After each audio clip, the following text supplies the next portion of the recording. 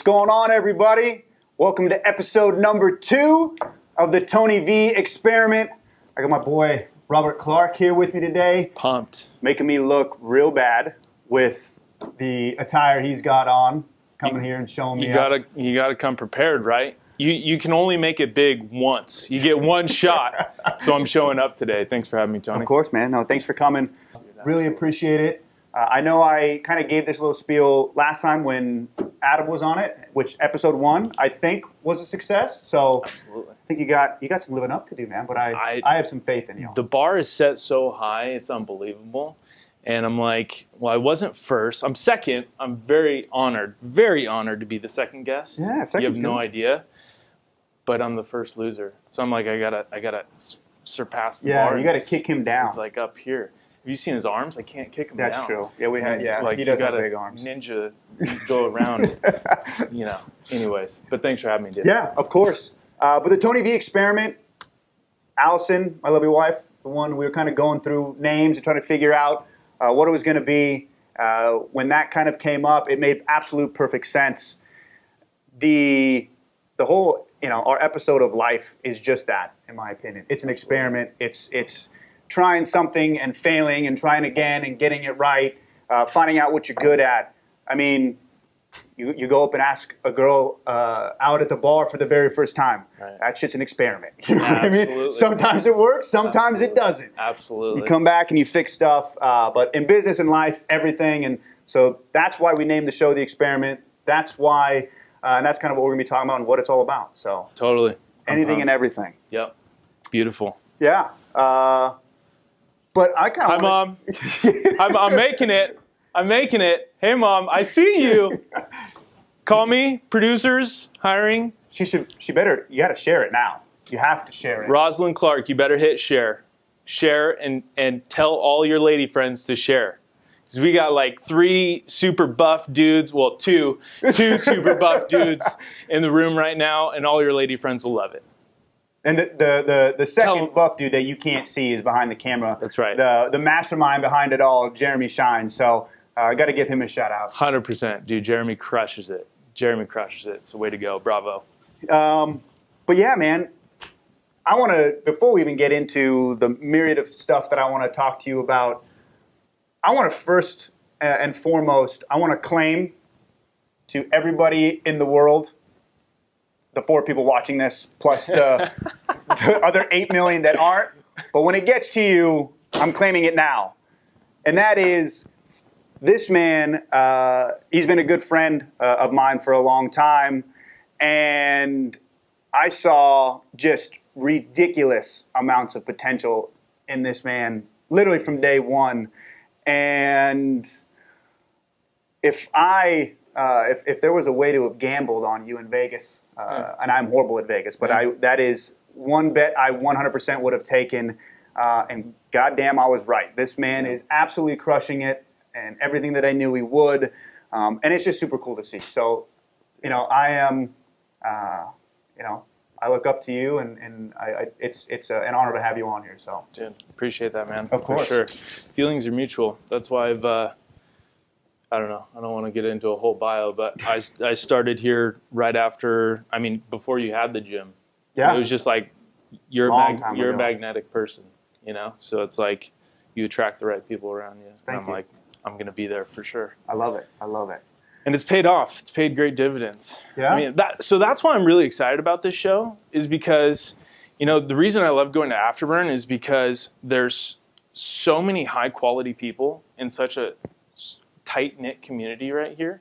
And I didn't even appreciate that until like 3 years in, 4 years in. I'm going like, wow, there's just a ton of people that are chasing it, that are getting it, that live a life of abundance, not a life of scarcity, right? And they're always the ones that are picking up other people. I'm like, what a great community. So you start this podcast, this vlog, and one of the virtues, obviously, is you get to learn from different people you'll interview. And it's like, what better place to get to interview and learn from all these people that you're surrounded with than in a setting like this, and to do it with something like this. Like, that's why I'm excited to follow along, because I like the Chris Ingrams, the Scott Zimmermans. And I mean, those are people that I know from back when we all started. There's hundreds of people that have joined since that I don't even know their name. Yeah. And I feel bad about that because I know there's even more high quality people here, and so I can't wait to follow along and see what they have to say. And I think, people kind of ask me that all the time when, they sign up, they become a member, and they've kind of been integrated into the culture that exists here. And they're like, how did you do it? Or how do you have such, great people and great members? Right.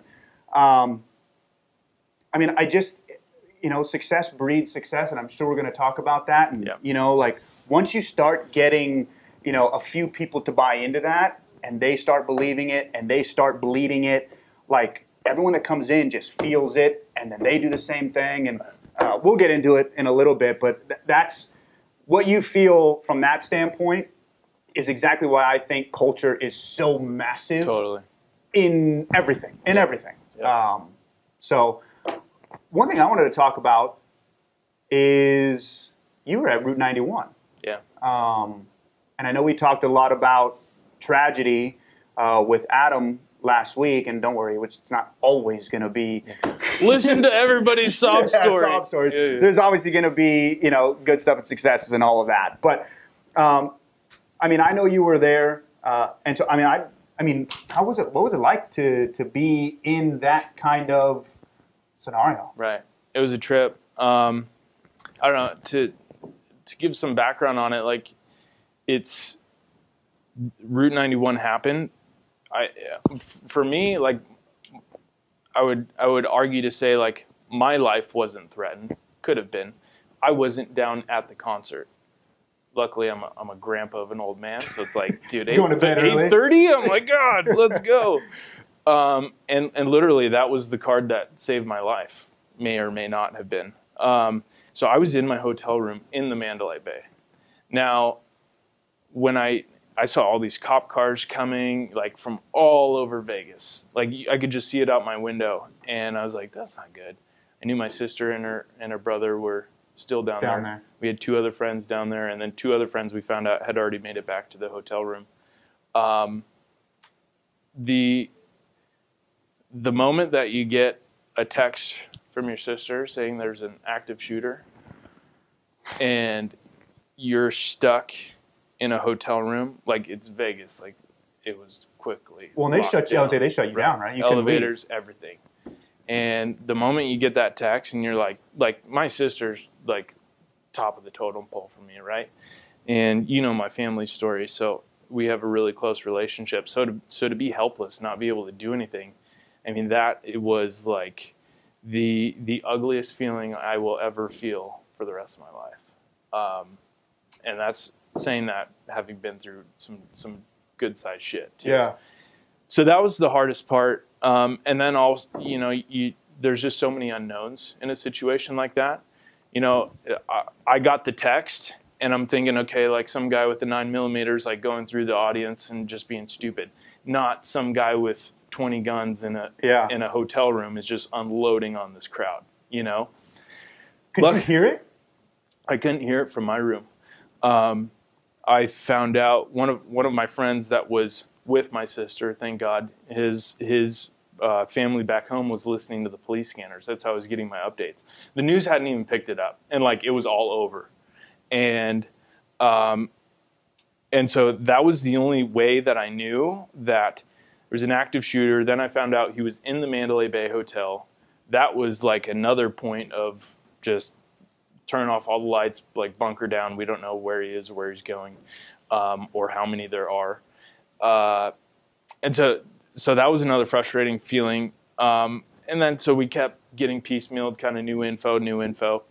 Amber was in the room with me, my girlfriend Amber, and she was already sleeping by the time I was seeing all this going on. You guys do go to bed early. Yeah, dude. Super old people. It's awesome. And she was already asleep.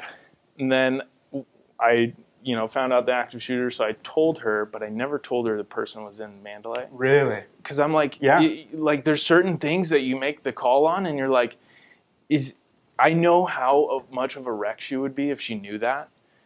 And it's like, do I want is that fair to put her through that? Is it fair to lie to her? Yeah. Or like try and cover it up until you know more? Because I mean, I didn't know anything. Yeah. That could have been wrong. So I mean, that was tough because it's you know, you're trying to watch over that, and I'm just like thinking, what about all the people I love? And those are the people that came with us on the trip. I knew so many other. I mean, we know Debbie. It was crazy how many people that we knew. Mostly, I mean, I would say mostly from the gym in one way, you know, form or another.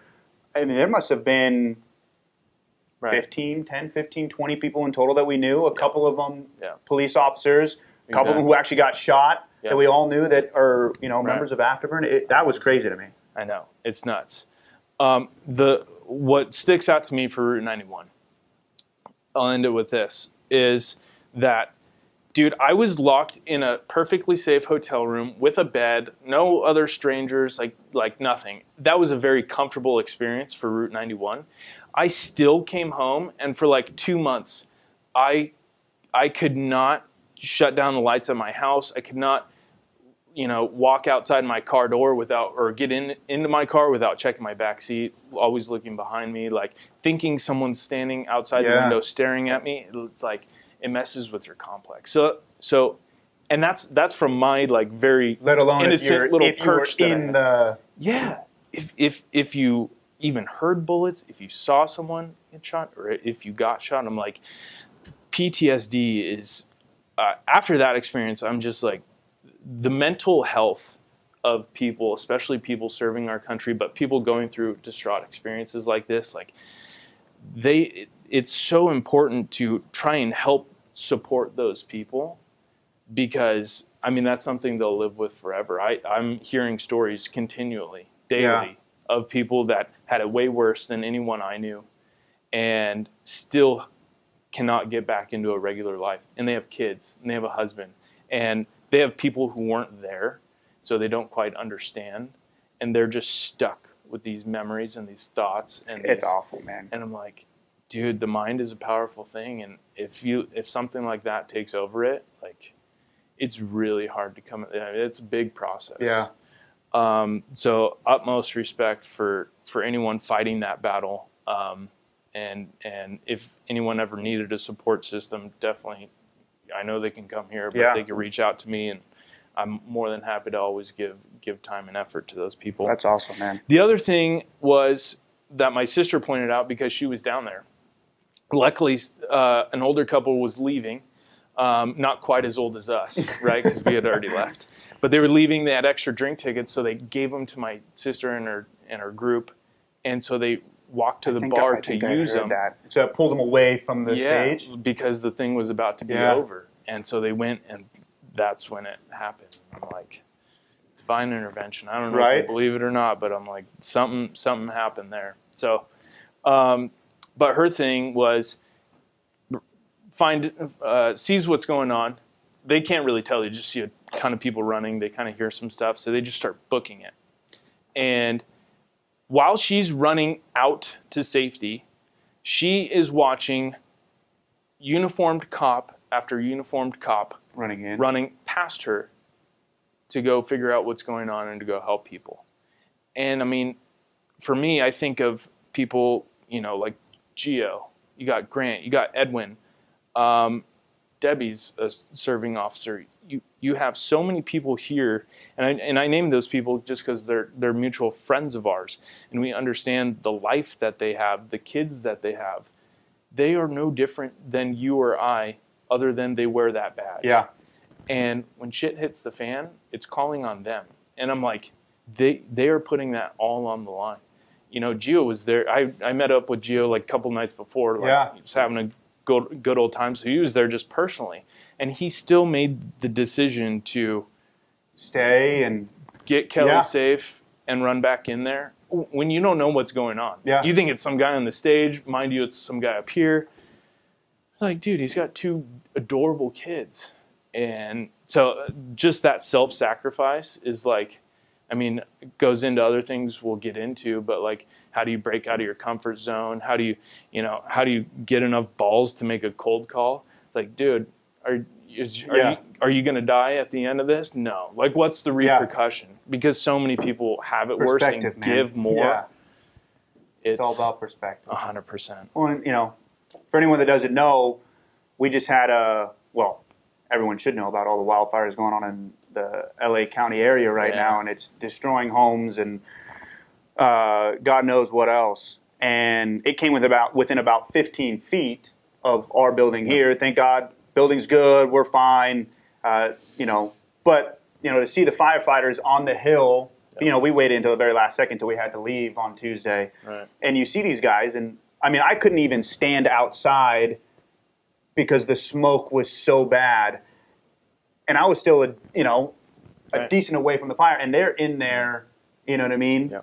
2 feet from it. And so, I mean, they got wives and kids and families at home. Yep. And they're putting their lives in front of everything else. So. Yep. I'm sure you kind of get where we're going with this, but a massive shout out to any and all first responders, police, fire, 100%. Military. We love you guys, and thank you for everything that you guys do. Dude, absolutely. And so we'll just jump into this. So one of the things I like to do is at least do one uncomfortable thing every day, right? I like that. And lately, it sounds silly because it shouldn't be uncomfortable, but lately one of those things is anytime I'm in public, see someone in uniform, I'm going out of my way to thank them. I'm like, you don't need to buy them anything. Yeah. You just need to, like we're in Hallmark. I was getting my mom a birthday card recently, and 2 firefighters came in looking for chapstick. And I was about to leave, walked back in, and I'm like, hey, thank you for everything you guys are doing. Like the fires were already going and stuff. And like, you would have thought that I just bought them like a 30-pack of beer. Like they were just like eyes open. They're like, wow, man, thank you very much. Yeah. They're my age too, so I don't think they were expecting it. But something like that's the least you can do for these people. Yeah. I mean, you don't realize to the extent that they're protecting you, that they're serving you, that, they're serving the community, but guess what? It's your community. Yeah. It's your kids. It's your life. And when shit hits the fan, and you know what I mean? They're the ones, the first ones to be there when it's, on your doorstep. Yeah. So. That's one thing I chase to do, and I love it. Awesome, man. Keeps me fired up. I want to talk a little bit about, because obviously I admire your drive, your everything you've been able to accomplish and in my opinion, a very short time period, and from a business standpoint and from a sales standpoint. So you know me very well, and you know how much that stuff means to me and how much it gets me going and how I really dig just business and sales and entrepreneurship and culture and all of that. And so I really wanted to kind of get into all of that stuff with you. Right. And I kind of wanted to get your opinion on a handful of different things. But before we go into the depths of sales and culture and all of that, one of your topics, so this guy did, if you didn't know, he did, was it 21 day? 21 day Facebook Live thing. Gosh. Where he did a bunch of different topics. And anyways, I remember one of them vividly. And you had asked the question about, is it journey or destination? Right. And I don't remember the specifics on, the context of the question, if it was about business or if it was about life or what it was necessarily about. But I love the question, and I actually used it in a speech I gave a couple of weeks after that. And so I wanted to talk to you about it. I know my opinion on it and what I thought it was, and I remember posting on it. But, I mean, what is your thought on the whole concept? Man, that's a tough question. Well, I'm not prepared at all, so let me start by saying, kidding. I mean, it's a little bit of both, right? But to me, so many people seek out the destination that they're looking past the journey. What I've come to understand is that the destination is not going to be the thing that fulfills you, like you think. Agreed. Right? And fully agree. Like, let's say it's just personal or like life goals. I want the house with a boat, a Range Rover, and a sports car that I can drive, and 3 healthy kids, and then I'm happy, right? You get that, you are not going to feel fulfilled like you thought you would. Yeah. Like, there is so much has to come from your inner person, your inner human, and I think that is the drive of constantly finding that next part of your journey, right? So there is no end goal. I mean, I think about my mom. Hi, Mom. I think about my mom as a perfect example. Like she could retire easily, and now she just teaches like customer service and this stuff to like hospitals and large organizations, and she doesn't have to. She just enjoys the interaction, the engagement, and changing the perspectives of people that she knows. She can go improve their lives, and if she improves their lives, guess what? The patients in that hospital, their experience and their lives are improved, because they've just had an outstanding, dealing with whatever they're dealing with. They've just had a brilliant experience. So, I mean, it's like, what kind of impact can you make? Why are you here? Stop worrying about the boat and the house and the $1 million and start worrying about, like, what are you here to give? Right. And that you need to fall in love with the journey. Well, and I'm with you 100%. I agree. I think it's both. And I don't know. I have some random analogies sometimes, so here's a random sports analogy, and who knows if this actually makes sense or not. But Okay. I'm just gonna shoot from the hip. Got it. But Just cut it. yeah, exactly. We can cut this later, and then we can roll back into it. But it's like sports, okay? So the journey or the passion, right? Because I think the journey and the passion are kind of one and the same. Right. Like, it's the passion to play the game, right? When you're on the field and football, baseball, basketball, I don't care, fucking cricket for all I know. Like, whatever it is that you love to do, right? Yep. I mean, it's that, 2 hours or 3 hours of game time. That's what you're passionate about. That's the journey. Yep. But the destination, right, it only comes about, like, destination is a game plan, right? It's all right, so this is what I enjoy doing. The destination is like, all right, how do I get there? Yep. And so, that's the game plan before the game even starts. You know what I mean? When you sit in the locker room and you go over plays and all that stuff, like, no one loves that. You know what I mean? Like, that's a part of it. Yes. And you may, if you don't have that part, you're not going to enjoy the journey as much because you're going to suck. Like, you know what I mean? The team's not going to mesh well, and it's just not going to happen. Exactly. And at the same time, you just can't have one without the other. Yeah. It's kind of always been my whole take on that was a good analogy, dude. It worked? Why do you give yourself so much flack? That was great. Because I always believe lowered expectives. If you set low expectations, we can I mean, like, if you beat it by a little bit, you still fucking beat it. Exactly. You know what I mean? So still winning. That's the secret, That's folks. the secret. Set no expectations whatsoever. Expectations. I 100% agree, man. And in fact, that's one of the things I think I wrote down to you about this is, like, you got to embrace the suck. Yeah, you do. I mean, you have to. And without the journey, without the passion, right? Like, the suck's coming one way or the other. Mm-hmm. And so Jeremy knows. Jeremy knows all about Cut the suck. Again. Chop it right there. Oh God. But when the suck comes, like, if you don't love what you're doing, it's gonna fucking take you out. 100%. Like, and you're gonna throw in the towel. You're gonna quit. Yep. Because Yeah. lose. You know what I mean? If we go back on the game plans and winning and losing, right? Yep. You're gonna lose. You're gonna go through bad seasons, right? Where your team, my Raiders, I know a lot about bad teams. We're not doing half bad this year, but for 10 years it was like 4-12. Right. You know what I mean? Like, we had horrible seasons. Yep. And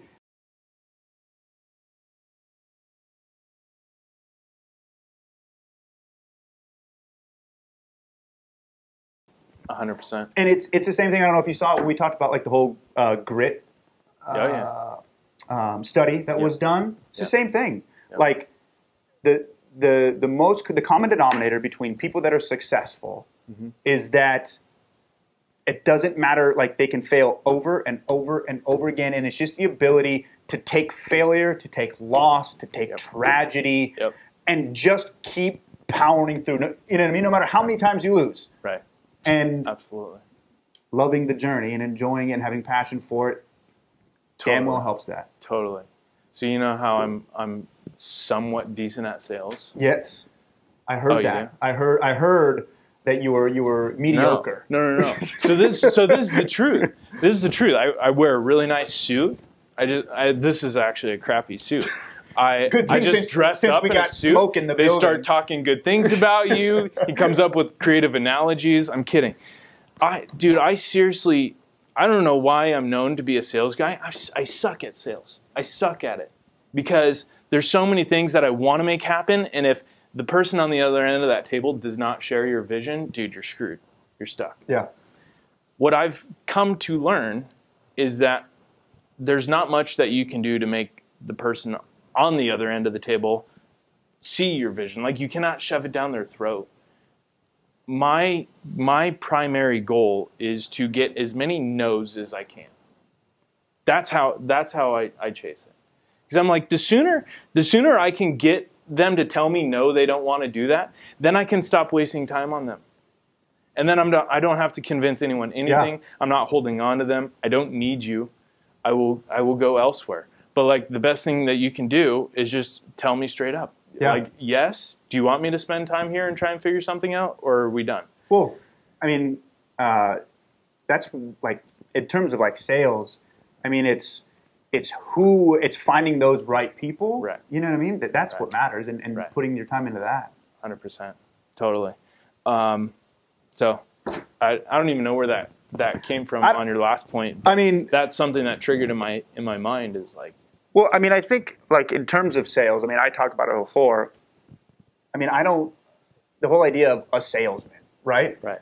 And you saying you're not good at sales. Another thing that I've talked about numerous times, and I am almost 100% positive you believe the exact same thing I do, which is that sales has this like huge misconception that it's a shove it down your throat, used car sale, like I'm going to close the deal right now. Right. And it's just not that. Like, I mean, if you look at the great salesmen in the world, the people who are truly successful at what they do, 99% of them, it's because they have those, like the personable qualities. Yep. You know what I mean? Like, they realize that sales is a relationship. They realize the transaction is just the consequence of the interaction that takes place. Right. And, you know what I mean? It's eye contact and people skills and communication and just being fucking real and a person and honest and upfront and genuine and shaking their damn hand and follow. You know what I mean? It's those things. And people are scared of salesmen. You know what I mean? They're someone walks in the door and they think this person's gonna sell them. You know what I mean? Right. Who knows what? Exactly. And when you have someone comes in that is just genuine and is giving something, you know what I mean? That wall breaks down, and that transaction ends up happening. Right. Totally. So 100%. You got to lower their guard. That's where I get my sense of humor, because I'm like, you got to differentiate yourself somehow. Like, don't go to, hey, what are your insurance needs? Like, okay, well, that's a great start. Yeah. So you got to like vibe yourself in there. You just got to be a real person. People want to do business with people they like. Period. End of story. Period. And so get this. You said a key word. It's people. Whether you like, people are like, oh, I sell cars, so I work directly with retail, so I'm B2C, business to consumer, right? Then there's other salespeople that are like, no, I only sell to businesses. I'm B2B. I only do B2B sales, so I need a whole different sales strategy. Like, can we cuss on this? I think we already have like 14 times. Like, motherfucker, you sell to people. No matter what. If you're selling to a business, guess what? You're calling one person at that business, and depending on how you make that person feel is going to determine your success. That's it, man. It's true. I'm like, why is this so hard? Social, you should social sell. Oh, you should, create content. Oh, this is how you do used car sales, direct to consumer sales. This is how you do B2B sales. Have you ever read The Challenger? I haven't. The Challenger is like an enterprise sales book. So it's like, the average large company has 5.4 decision makers. Like, just be a good damn person. Yeah. And go talk to people, and it's, no matter any company I pitch to or I talk to, usually I'm the one making it such a big deal. When I get in there or when I leave there, I'm like, man, those were cool people. Yeah. Like I would hang out with those people, right? You know? And so that's my new thing is whenever I go into a meeting, my very first goal is to connect, to build a connection with these people. Not hey, how's the weather today? You know, it's 72 and smoky in here. It's more like, you know, tell me a little bit about yourself. Oh, that's awesome. You know, you're finding common ground. I mean, that's why. I mean, it's a kind of a different platform, but I mean, why do you think that, you know, USC, right? Yeah. Has, you know, from a business standpoint, part of the reason you go there, or part of the reason you go to an Ivy League school, et cetera, is because of the network that you build, right? And so you go to USC, you move to the East Coast somewhere, right, far away from New York. You go to a job interview, right, and find out that the person interviewing you for the job also went to SC. Exactly. And all of a sudden you have a connection. Yep. And whether it's that, whether it's finding out that you go to pitch someone for a sale and that your daughter and their daughter play soccer together, whatever it is, it's about people, it's about connections, it's about finding that link. And that's it. Yep. That's it. Exactly. As soon as you have that, the guard is dropped. Yeah, the guard dropped and everything else is, Yep. So. No like and trust, baby. Yeah, exactly. No like and trust. So you talk about hiring a coach. That's an absolute 100%. If you knew how much I've spent in coaches, you would probably increase the cost of your membership to go here. So I'm like, I was so hesitant on like hiring a coach. I'm like, dude, I'm young. Like I'm not to that caliber yet. And then I finally I started working with one, and you know, it was one of those. I met him at a conference, and I just really I liked what he was saying, and so he had a free, you know, do an assessment. It's $100 or whatever, and it comes with a call. So I'm like, okay, I'll do that. And that was 2 years ago, and he's still my coach today, and he's not cheap, and I've spent a lot of money to have, and now I have 3 in all different areas of my life. And I'm like, the one thing that I've always come back to is, especially for young people, right? I was in insurance. I had 3 years experience, still trying to figure it out. You're trying to get that experience of what do I do? Where do I spend my time? How do I schedule my time? And it's like, why not? If you can trade money for 30 years of experience and then perform as if you have 30 years of experience when you only have 3, like if I can do that now, I'm essentially cheating. I'm like, I'm going to take the test with the answers. Right. So it's like, why would I not do that? You know, and every year, the only reason I still have coaches, or I have more than when I first did it, is because they've all paid for themselves. Yeah. Over and over and over. And I'm like, that's a no-brainer. So no matter what you do, I mean, especially in fitness, you know, like, how many people do your trainers train that know how to lift? Dude, I know how to push a bar from my chest, right? But they don't know like the system, the fundamentals, the science. Yeah. Why, how, right. All of that. Right. They know that people who do it this way for 15 years develop tendonitis, so you shouldn't do that. Like, I'd rather not learn that one the hard way. Yeah, take 15 years to figure it out rather than someone just go over day one with you. So it's with anything. It's like you're literally getting the answers to the test. And I did the same thing. I mean, I didn't pay for a coach, and I went over nice. this. I know I got Christ. I got the guy ripped me off. I forgot free coaches, but they didn't know they were my coaches because I was like stealing their information from day one. And but yeah, that's another thing. They don't have to be formal. Yeah, they don't. Yeah, they weren't formal. Yep. But I mean, personal training isn't cheap. I talked about it from an inspiration standpoint in the last talk. Yep.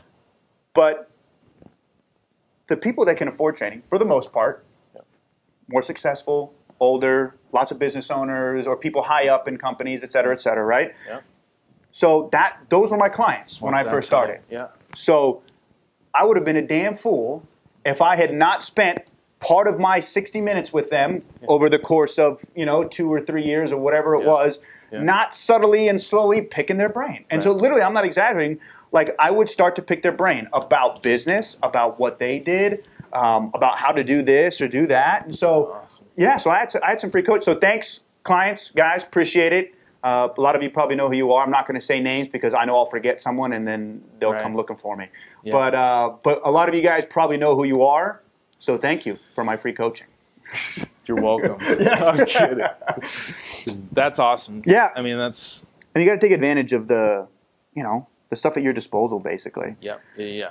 So speaking... Oh, go ahead. No, I was going to say something about... So we talk about passion, journey, destination. We talked about that earlier. Right. Here's something that is something that I also believe in that I kind of want to get across. Because to our viewership, I think this is super important. Because I say it all the time. You just said it. We talk about, like pursue and find something that you love because that's what's going to get you through the suck, right? Yeah. I think there's a lot of people, and I was one of them, where what if you don't know what your passion is? Right. Sometimes you don't know what it is. I went to college, got a degree in sociology, which, at least on the surface, did absolutely nothing for me. Yeah, exactly. Maybe it gave me some subconscious ability to understand how to deal with and interact with people. Who knows? We'll go with that. Right. But at the end of the day, I was lost, and I was contemplating becoming a cop and doing who knows what, and kind of fell into training. Right. And through training, got really into stocks and investing and those kind of things, and then obviously business with training as I evolved that into an actual business and company. And I love fitness and am passionate about it, but my true passion is just business in general. Yeah. But I had to find my way to that. I didn't know, I didn't pop out of, the womb and was like, business is my passion. Right. And so my message is this, and tell me if you agree with me or not, is that passion is important, journey destination is important, but finding what you're good at is super important. 100%. And knowing your strengths and knowing who you are, because, let's be real, like, your passion may be basketball, right? Mm-hmm. But if you suck at basketball, the NBA is not in your card. So unless you're okay with your passion and your cool coaching, like a high school and making, $30,000 a year, then that might not be the passion you should be following for success. Right. So finding what you're good at and then pursuing that, because let's be real. Let's say your passion is basketball and you suck at basketball, but you find out through trial and error that you're fucking really good at baseball. You know what I mean? Or a sport that you didn't really want, that you didn't have the interest in at first. Right. Once you become good at baseball, or you become good at anything, you're probably going to like it. Mm-hmm. I think we just like stuff we're good at. Absolutely. And so if you stumble upon, so do everything. You know what I mean? Dip your toe in, try different things, because once you find something that you're good at, like you realize, you may realize a passion that you never even thought about. Yep, absolutely, 100%. Couldn't agree with you more. It's not like at 10 years old I was like, oh my God, I'm so fired up about life insurance that I just cannot wait to get out there. Yeah, you want to be like astronauts and firemen and shit like that. Exactly. So I'm guilty as charged on that one because I'm in such a rush. I'm just so motivated to like make things happen as soon as possible that I feel like I'm 28, like I'm going to be 30 in 2 years. That's freaking old. You know? You guys know? Whoa. You know what I'm talking about, guys? Yeah. You guys I'm know going to be 30 in 3 years. Like, okay, yes. Okay, yes, you get it. Yeah, I get it. Yeah. I hope I have biceps like that when I'm 30. Jesus Christ. You're making it hard to concentrate, Jeremy. If you could just put on like a one size bigger shirt that we would. Oh God, he's got the pecs going. I'm in such a rush to win, or to like keep winning. Right? I'm not trying to like win and like get out. But I am in such a rush to build the empire that I put so much effort into doing the next thing, and you're totally right. Like sometimes it has me venturing outside of things where I'm good, and then that slows me down. But what I've picked up recently, I mean, it was kind of like perfect timing to hear this, was Gary Vee talking about, like, he gives so many 20-year-olds advice. And he's like, you have so much time. Like, do not try and make sure you are in the right path. Yeah. Like, do everything. Like, do something for the next 5 years. And when you fail, because you probably will, you're still ahead of the game. Yeah. And you know so much more. Like, you know so much more about yourself. So, like, just keep throwing things at the wall. See what sticks. Go for it. And you just can't be afraid of things not happening fast enough because, I mean, I feel like our generation, late 20s, young 30s, is very advanced. Yeah. Like, there's some big winners out there. Big time. And people trying to measure up to that, I mean, I'll bring in social media. You see all these people winning, right? Oh, the 25-year-old is, you know, $25 billion CEO of a corporation. You're like, oh, dude. Like, oh my God, I'm calling people to see if they want to test drive my Buick. Like, okay. So it's like you got to keep going for it. Yeah. And you got to be okay that things take time and you're not going to find the right thing right away, just like your experience. Yeah, you're not going to. And the only thing I want to throw a caveat on is, because I hear him talk about that all the time, the patience thing, and I agree that it's patience. And I don't, for 1 second, think he's talking about patience as in not, like, taking your time. Right. But I just want to make sure that everyone else understands that that's not what he's talking about. That's not what we're talking about. Like, it's not patience as in, like, kick back and just relax. It's like bust your ass 24/7. Do whatever is necessary. Do different things, but just have the patience for the success to come. Right. Don't have patience sitting on your couch. Right. That's not what he's talking about. Like, if you want to be a personal trainer, if you think that's like your message to life, then like go 100%. Go get your certification. Yeah. Go get as many clients and hours and experience as you can. Like, jump into it full bore. We talked about people, right? And you talked about the people that you trained, that you were able to get something. Like, what I was going to say on that was the power of network. Like, that's how I measure my success, is how many people I know and how many new people I meet. That's why I try and do the one uncomfortable thing every day, and usually it involves meeting somebody new. I so much feel like this society is so ripe for people that give, and if you can find a way to surround yourself with great people and find ways to give to them, and not with the anticipation of receiving in return, just because if you see, lowered expectations. Don't have expectations. Right. See, it works. 100%. Right. And it's like your example though. You trained these business owners. If you didn't charge a penny for training those business owners, you might still be the owner of Afterburn Fitness. Right. You just might have eaten like Cheerios and Top Ramen for those 3 months. Yeah. I'm like, it's the power of the people that you have around you that are the greatest asset that you can think of. And you hit on the head, man. It's about giving. It's about providing value without the expectation of return. I saw a post on Instagram the other day. I see this kind of stuff all the time, but it was something along the lines of, I'm not surprised that someone let me down. I'm surprised I let myself do it again. Something like that. But it was like, I mean, with the exception of, basic standard, from like a business standpoint, all right, so everyone that's, works for Afterburn, there's a certain level of expectation, that this is what you're supposed to do, et cetera. Right. Outside of that, like when I meet someone and I'm providing value or I'm doing something, my expectation level is zero. Right. Like I don't think, and maybe this is, I'm gonna sound like a horrible human, or I'm like insensitive, or I have no heart, or maybe this could come across the wrong way. But I'm just not gonna be disappointed, like no matter what. Totally. And it's because my expectation level is just like, I'm gonna give and I'm gonna do, and here's where I am.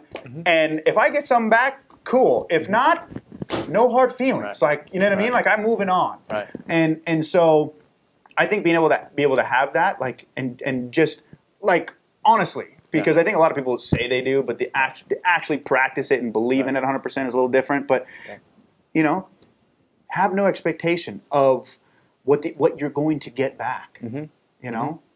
Just do. I could take that so many steps deeper. Like you have no idea. So one of my coaches, like fourth, fifth session in, he starts talking about like, tell me a time you felt like that in your past. You know, like how does that make you feel? Well, like all this like artsy fartsy stuff, and I'm like, not the business coach I wanted. Like thanks, but no thanks. Didn't say that to him. I just kind of like went with it. It's been the best thing I've ever done.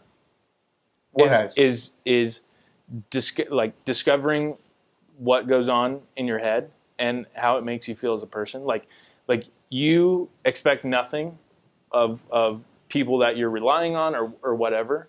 The reason that happens is because you have taken care of all of your internal unmet needs. You are whole. You are completely confident in yourself. You are not counting on anybody giving you to fill those a value that you don't have yourself. And we've had conversations about this, and there's people that don't have that, right? That need to show their worth, that are counting on Tony Velasco to tell me something certain so that I feel worthy.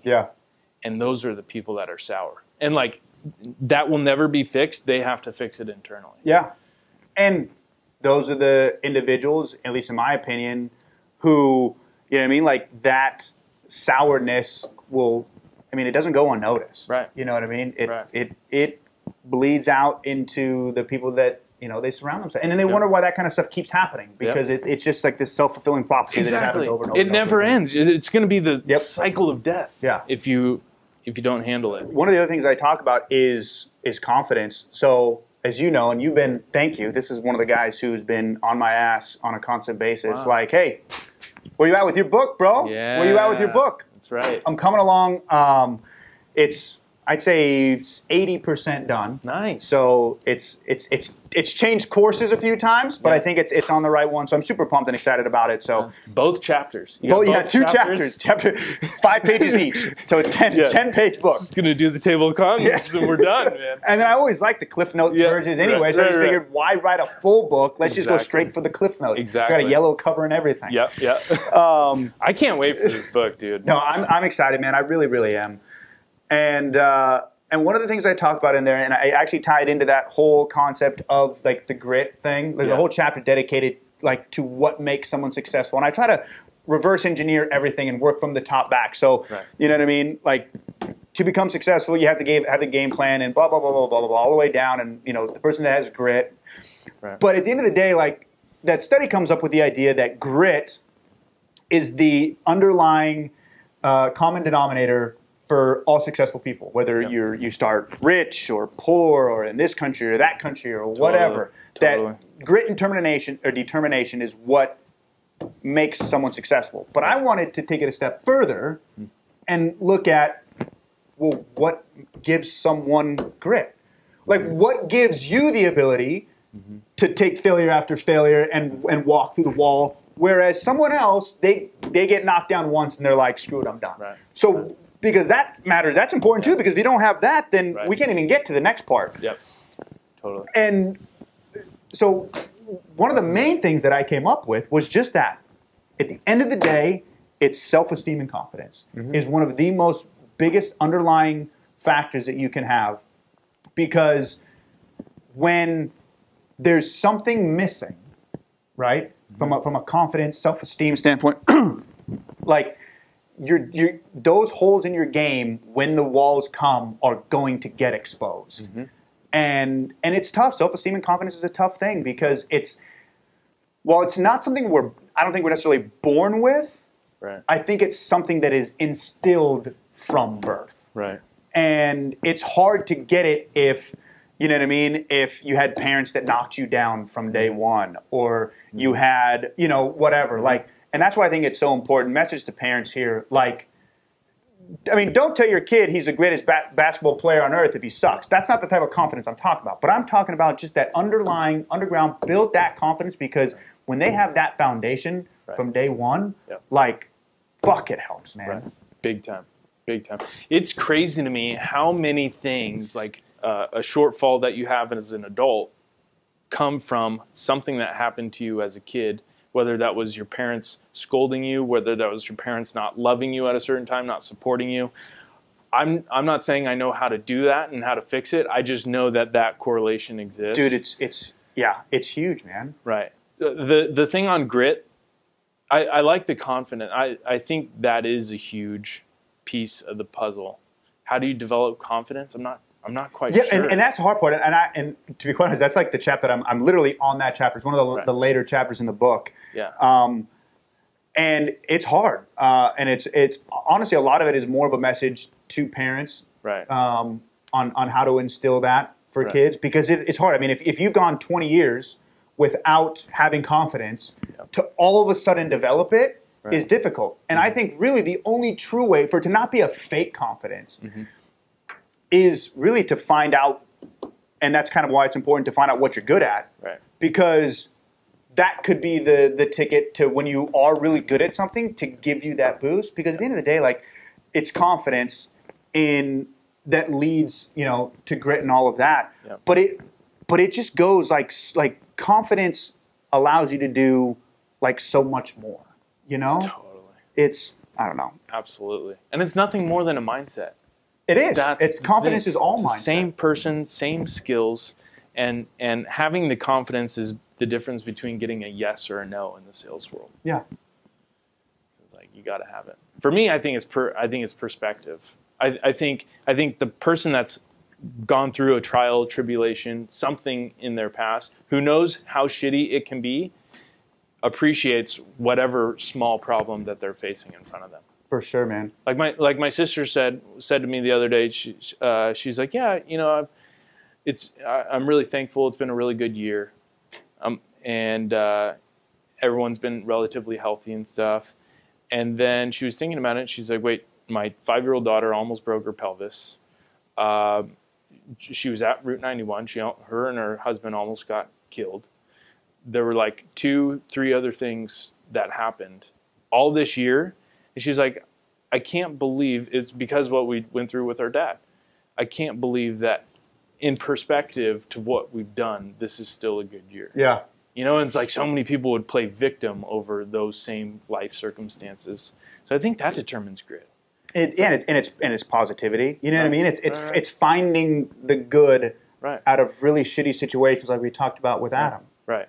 And maybe this is correlated too. Like, from a confidence thing, one of the things I talk about in the book is, like, someone talks about, like, someone asked me a long time ago, like, I think it was when I opened the first gym, and they were like, when I opened up the first one, there for sure was some doubt and some skepticism, like, oh, be careful, like, are you sure you want to do this? A lot of people that just don't want to take that risk. But I was all about that risk, obviously. Right. The idea of regret, just something that, that could be a whole nother hour. I'm not going to talk about that right now. Right. But to me, I opened the first one, and then the second one, the skepticism then went to, like, what the fuck are you doing? Yeah. Stop. Yep. You've won. Right. Like, you know what I mean? Like, you know what I mean? Just, you know what I mean? Yep. Cruise through, the rest. Like, why are you going to risk it again? Right. And for me, it's easy. It's like, I in one of my talks, I talked about, like, LeBron James isn't satisfied with one ring. Right. Like, you know what I mean? Like, he wants 5, he wants 10. Like, exactly. I want more fucking rings. Like, exactly. So, but that comes from confidence. It comes from a belief that, like, I want more, and I feel, honestly, that, like, I deserve more. Right.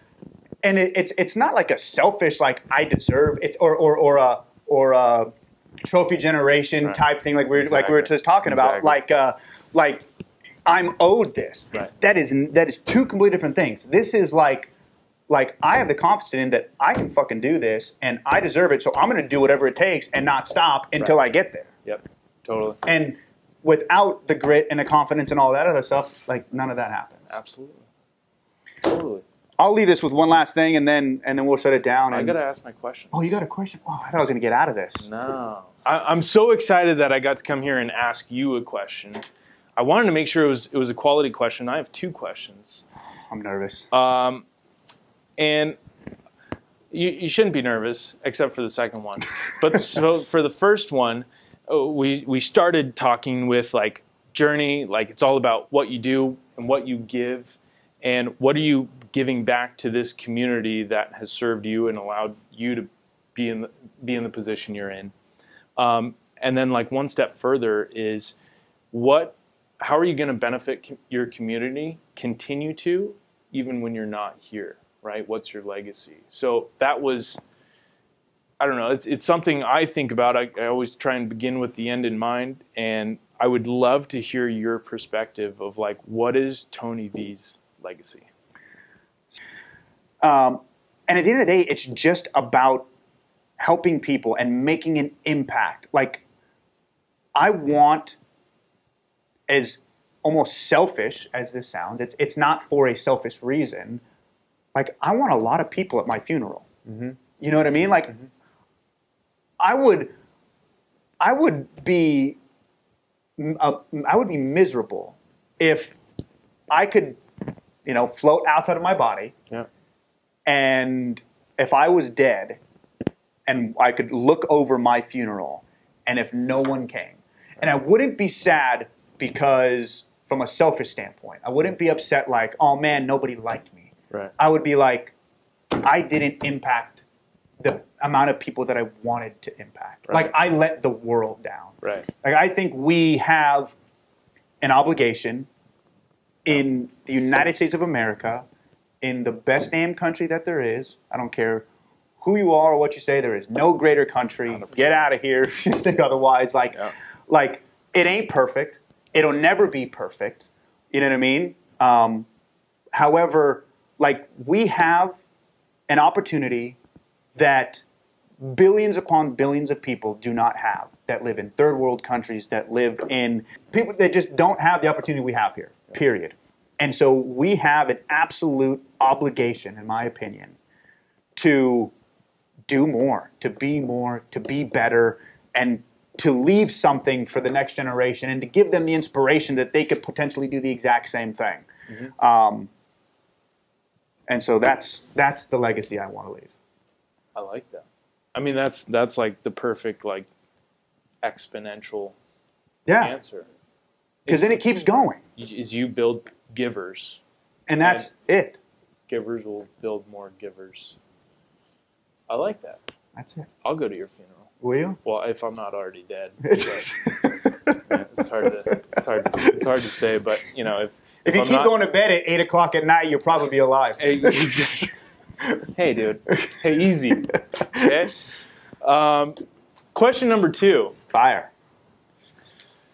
This is the question everybody wants me to ask you. Uh-oh. No one told me that, seriously, but I but just you're know believing that. That's all that matters. And before I ask you, a word from our local sponsors. Oh, we don't got sponsors yet. Okay, so we don't do the commercial thing? We don't do it, not yet. We're not there yet. Okay. We got to get above 14 viewers to get sponsors. Are we at 15 yet? Mom, hit share! Okay. Question number 2. When is Mr. Tank going to be an older brother? You probably are asking the question that everybody wants to ask. I knew it. Can we cut to a commercial? Right. No. Soon. Come on, that's not. I'm gonna make it soon too. Let's go. I mean, let's put it this way. I mean, hey, we're not exactly live, but we're live enough.